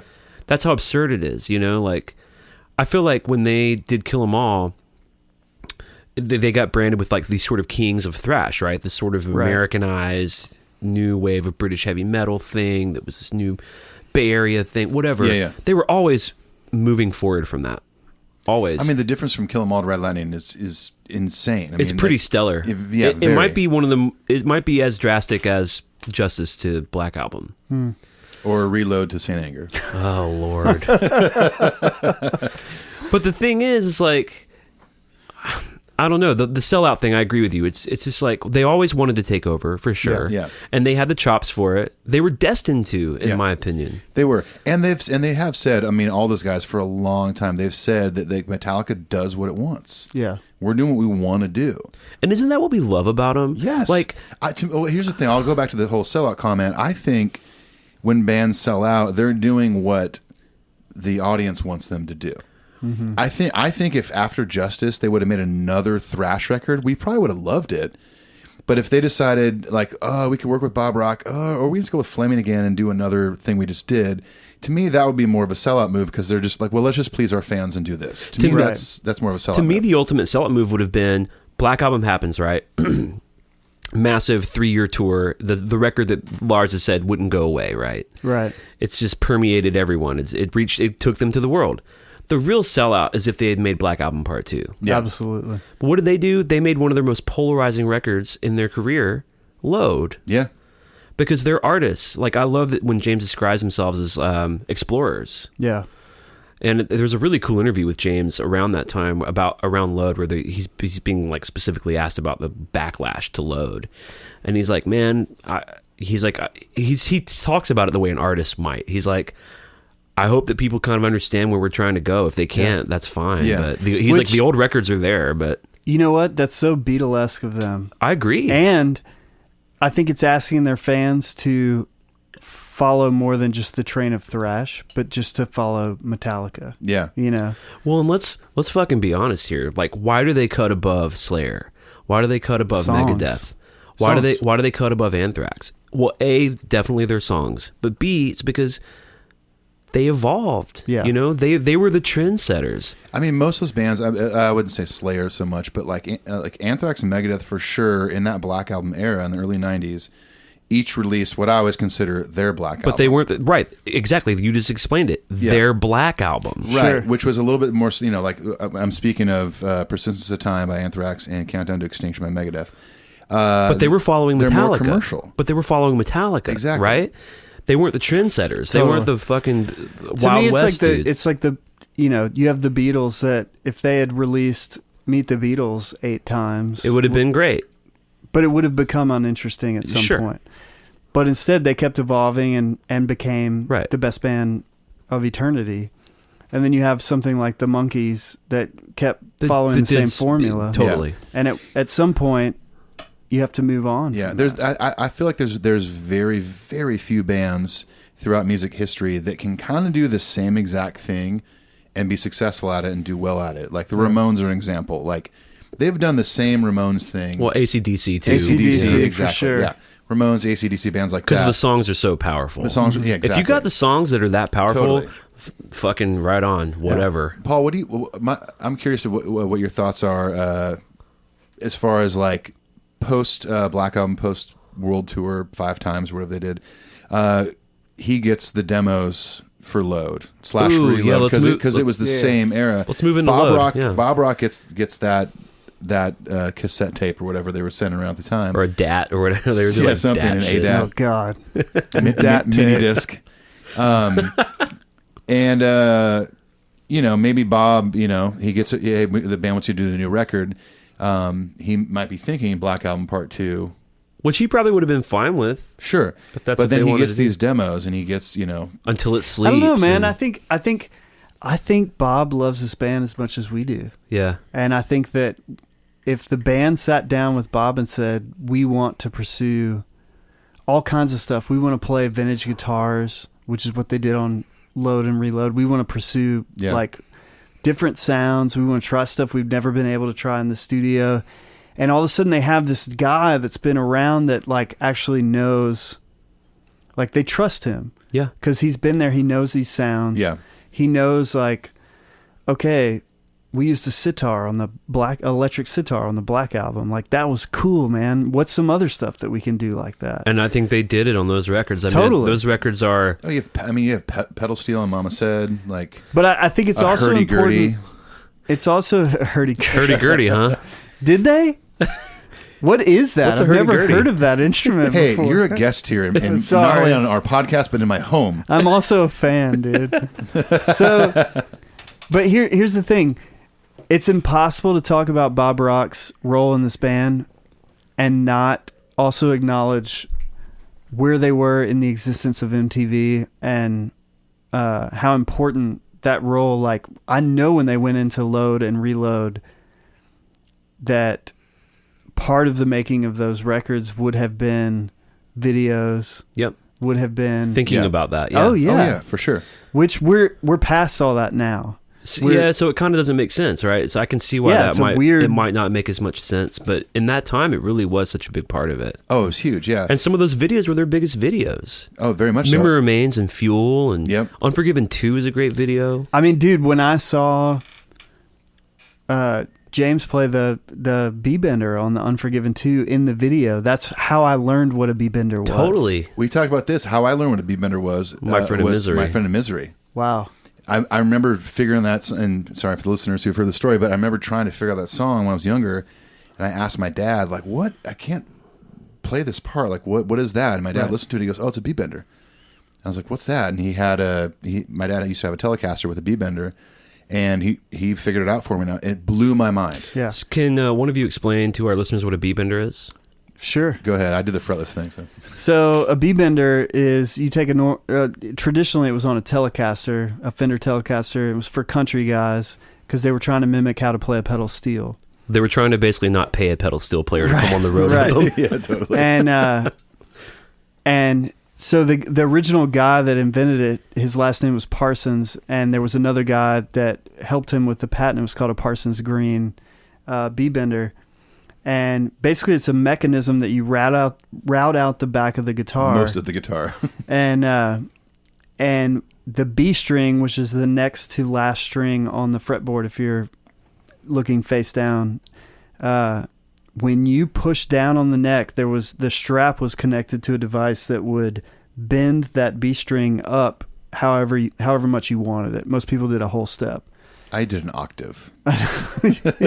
You broke the string every Yes, time. I broke every time. It's I a could never pretty get it fucking down. cool thing. Dude, man. it was amazing. Very cool. Because I wish you would have brought yours actually to play it because I could play the Unforgiven too. Yeah. We- I don't If have you had a B-bender, sorry. rock spire for me to stand We've actually on. done, I think almost every session I've ever done at your studio, that guitar comes out somewhere and someone tries to play that. Because it's the best. Because man. it's awesome. That's what you should play. But okay, so going back, I think that's a direct representation of Bob Rock on that band. Yeah. And I feel like the Load Reload era, you know, as much as the metal guys are going to hate this, it's like they've done this one sound for a long time, and then they experienced big, like, world success with the Black Album. And I kind of feel like it was like there's nothing left to lose. Let's just go in and be as creative as we can be, but under the guise of we got to make 3.5-minute songs for MTV for our videos. Yeah. And it's a matchup of that. I think it's part of that, like, commercial sensitivity, but it's also like, dudes, they're not 20 years old in 1982 anymore. Sure. They're not listening to Diamond Head. They're listening to Alice in Chains, and they're listening to Soundgarden. Totally. Which, Yeah. you know, They're obviously listening to the Stones that they asked Marianne Faithfull to sing on their song. they're Right. and James is listening to country music, and Kirk's getting involved in blues music and jazz music. They're goddamn artists, right? Yeah, they're for sure. on a fucking journey. Yeah. Yeah. And it's Well, just like- it's easy to sit where we all sit and say, and I even apply this to Saint Anger, you know, like it's easy to be like, oh, they're not making the record I want them to make. Right. Yeah. But if you're on the ride, be on the ride. Totally. You may not like that first loop or that second loop. Well, I think you can get off the ride for a minute, but you still love the ride. You know, like Yeah. I never stopped loving Metallica and believing in Metallica. No, I mean, like when Saint Anger came out, and probably have talked about this, but I remember getting the CD. I was in the Bay Area in California with my then girlfriend, now wife, and I listened to it and kept skipping tracks. I was like, no, my God, what's happening? I pulled it out, put it back in the case, threw it in the back of my car. Yeah. But did I hate Metallica? No, I was pissed at that record. I'm like, this sucks. Like, why am I listening? This is awful. Why did I buy this? But I just got off the ride for a second. Well, you know what I think it is, man? Is we can follow Metallica on the rest of the journey because it was a functioning, healthy Metallica for the most part.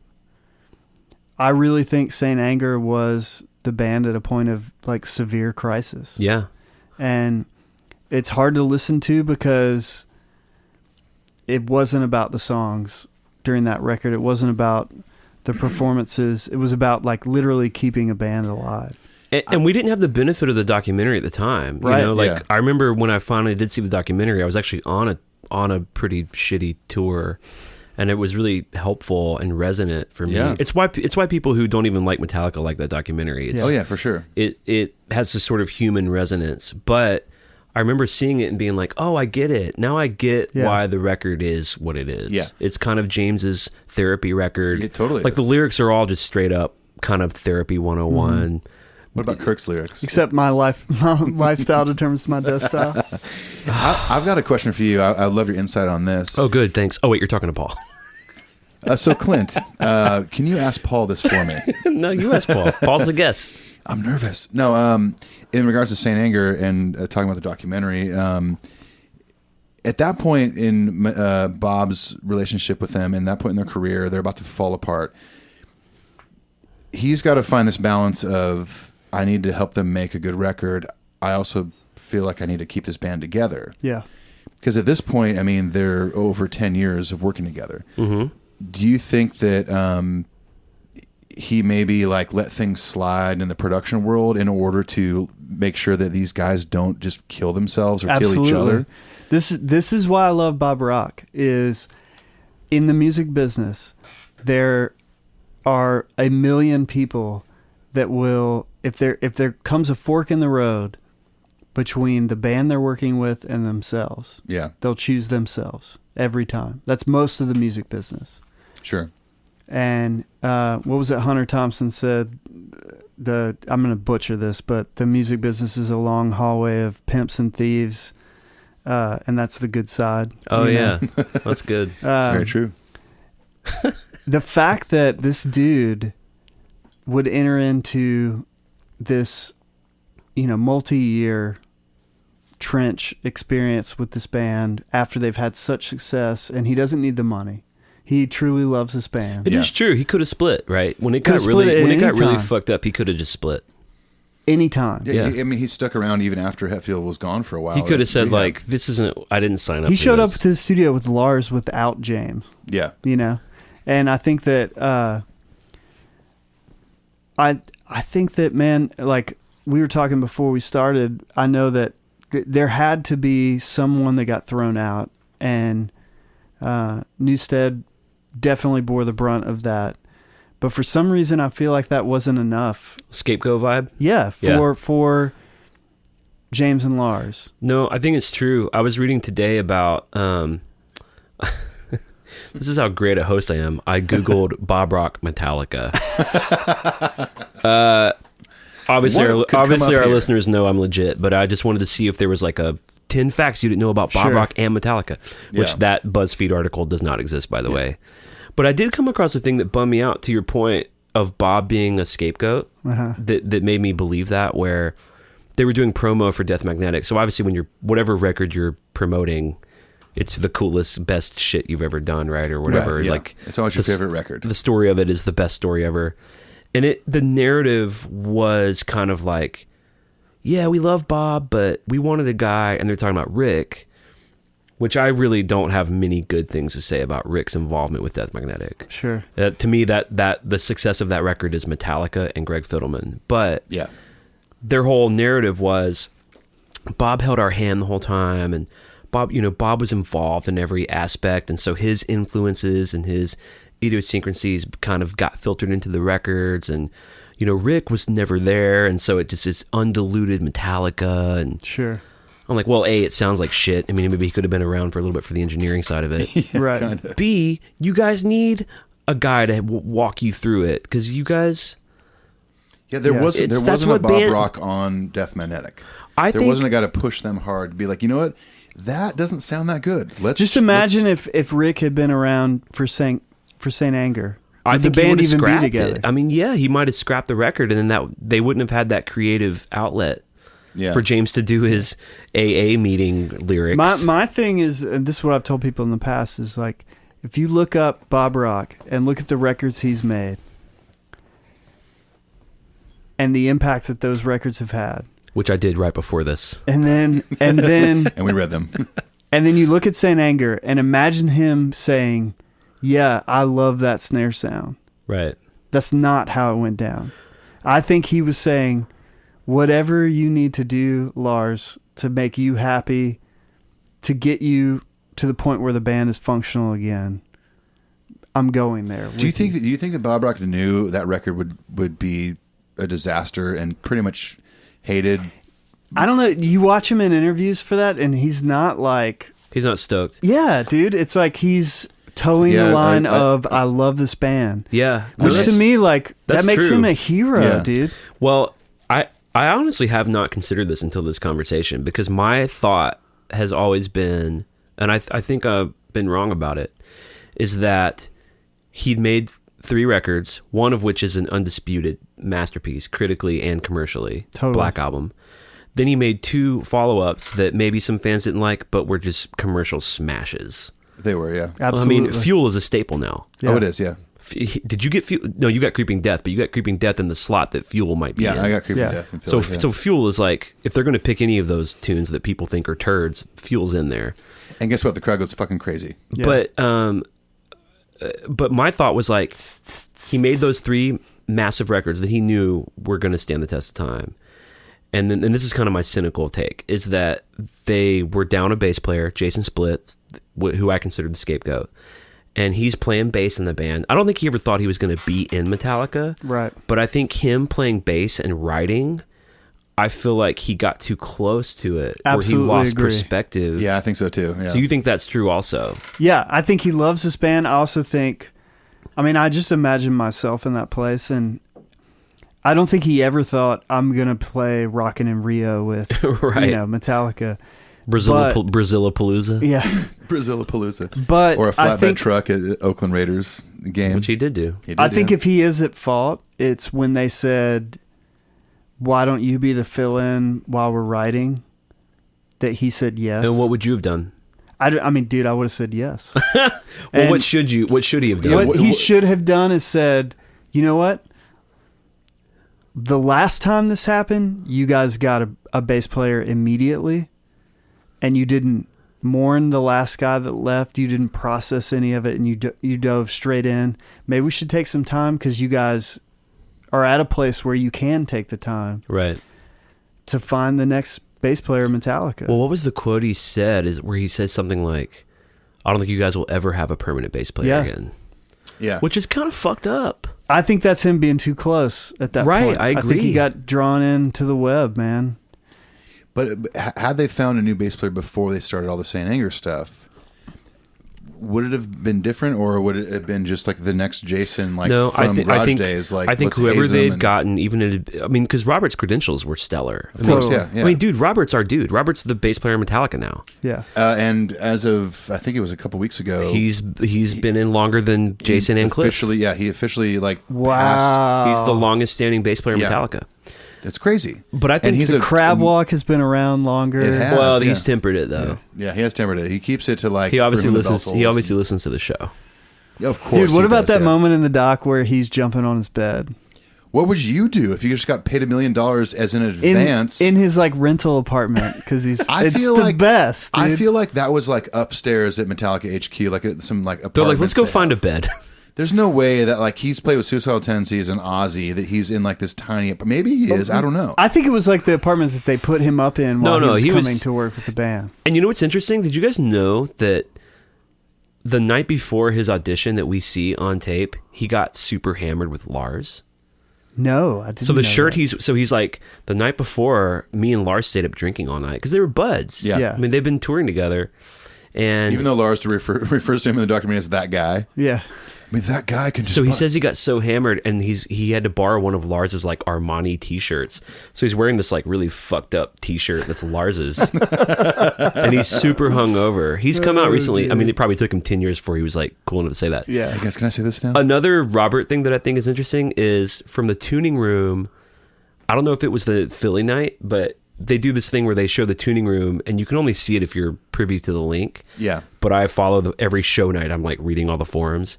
And in one of the tuning rooms, they played Spit Out the Bone. Oh wow. The whole thing? No, they're like kind of getting it into getting it warmed into up? playing shape. Awesome. But everyone, of course, all the fucking diehard freaks on these forums, myself included, by the way, Me too. is going crazy thinking like, oh, they're going to debut Spit Out the Bone tonight. Which, by the way, I think is my favorite song on Hardwired. I think it tipped the scale finally because It's a great song. it's so good. Yeah. But apparently, in the tuning room video, they're like playing part of it, and they like land some moment of it, and Lars goes to Rob, goes, "Man, that was incredible. How'd you do that?" And James goes, "He's in the band." How'd you do that? It's been 15 years. Has it really been 15 years? Well, 2003? 2003, Holy- 14. 15 years. That's Wow, crazy. dude. Yeah.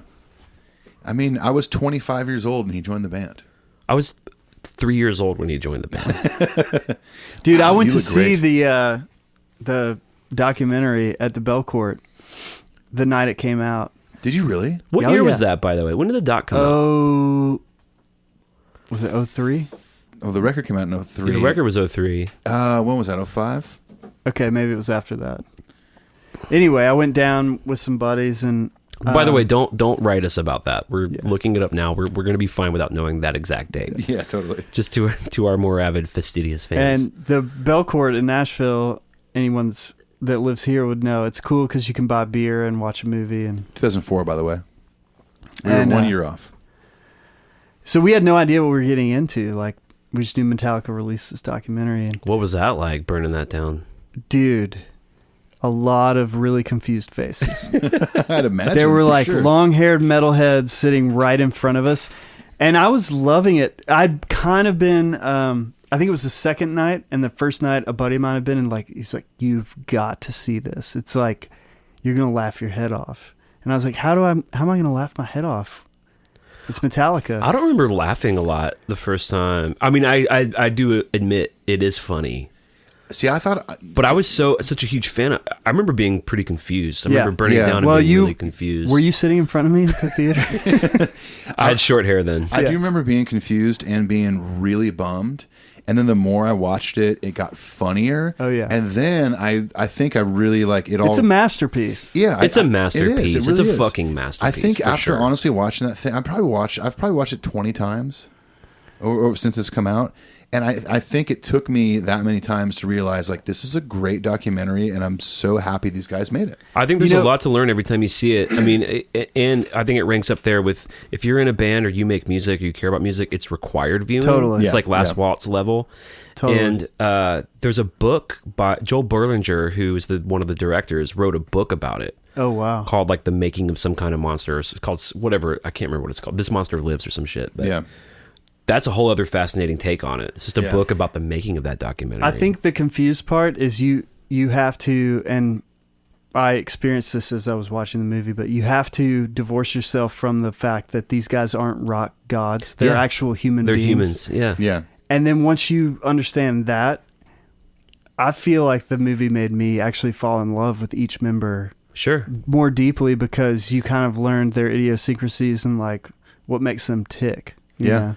There's a little nugget that I've forgotten about. I rewatched it recently where when James comes back from rehab and he's set on his parameters, I think I've mentioned this on the show before, but he's like, I only want to work from these 4 hours or Right. whatever. And Lars is freaking, he's like, I can't talk to Bob about what we recorded I yesterday. love the way he says Bob's name too. How does he say it? I can't talk to Bob. Bob! Yeah. I can't talk to Bob Yeah. about what we did yesterday. Yeah. And James is like, Is he well, from New Jersey now?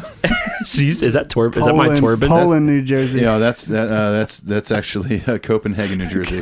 Copenhagen. But James goes, well, no, here's the deal. When you guys listen and make decisions and I come in, I feel like, I'm coming into a thing that's already pre-established I don't know anything about.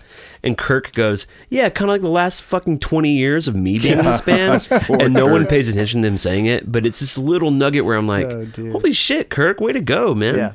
Yeah. It's so true. Totally. The little dainty orphan. The dainty He's orphan. a dainty orphan. Sorry, Kirk. Well, we didn't call you that. Somebody wrote in.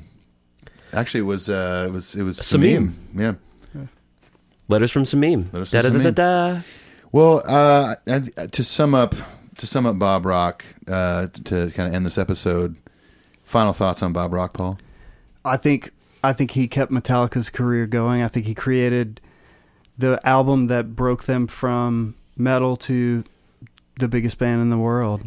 And 100% agree. I also think he helped them write some of their best songs. I agree. Definitely. I'm going to go on record and say he's my favorite producer of Metallica's career. I will say that, even though my favorite record is Master of Puppets, I love what Fleming has done, but I mean, Bob Rock, I would say he's the best Metallica producer. Kind of to come off what you said, I would say that Bob Rock is the guy that catapulted them and was also their safety net. That's a good way to sum it up, man. I would say he catapulted them and he was their scapegoat. Yep. He was. It's true. Am I writing like metal poetry right now? Scapegoat. Last thing. He never slags the band in any interviews. Nope. And they never slag him. No, they got a good vibe. Oh, they totally do. We've It's talked true. about Fleming. We love obviously Greg Fidelman's work. I wouldn't be opposed to another Bob Rock recording now that they're sober, clear-headed, and just in a good place. He did an interview with Eddie Trunk about 2 years ago where he said he don't think it'll ever happen, and his reasoning was very producer-esque in that he said, "Man, Metallica is like moving forward. They've at this time they'd made Death Magnetic, and he was like, they've made this great kind of throwback record, and it wasn't like a fuck them vibe, but he was like, it's kind of like a producer's like a dad, like a Papa Bear, sure. and it's like he kind of like knows that the season's gone. He They've already cemented graduated himself. from college. They're on their own. Like, you can't move back into the house now. Kind of like that. Or maybe like they're like 38 and on their second divorce. And Yeah. he's like, well, you still got to get an apartment, figure it out. You can't work for my company. So before we end we have to end it with all of our bullshit. Let's let Paul give an opportunity to say, let's say you're one of our listeners out there and you want to make a record. You want to come to Nashville, see what's going on. Yeah, this is your time to This is promote your yourself dude. to our fan Paul, base. where can they find you? Instagram. No, I'm just kidding. I have a website. It's paulmoakmusic.com. Go there. Send me a message. Yeah, you can contact Paul there, and we're not exaggerating because Paul is our friend. His studio is truly my favorite studio in all of Nashville. Go to paulmoak.com and go look at it. There's some gorgeous photos on there. Well, you took them, so you should know. Oh, did you do that? I didn't know that. I was hoping you'd remember. Yeah.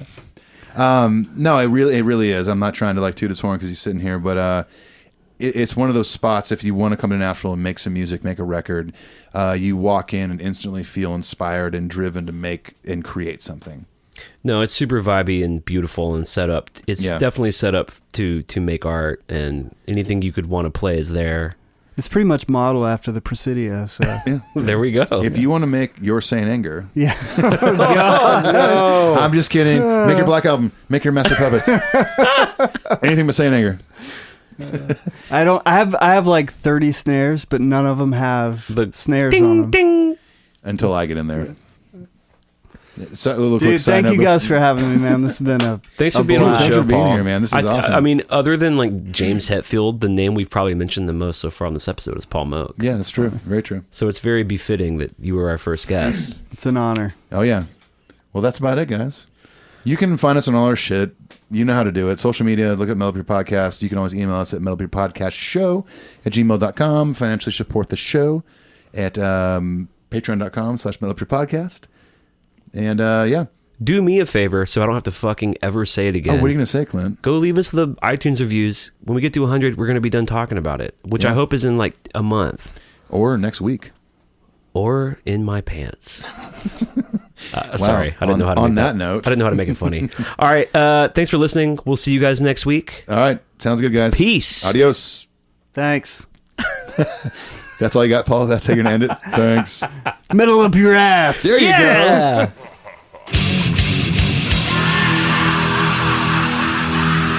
If you were our advisor, what would you say? Then I would say, delete that.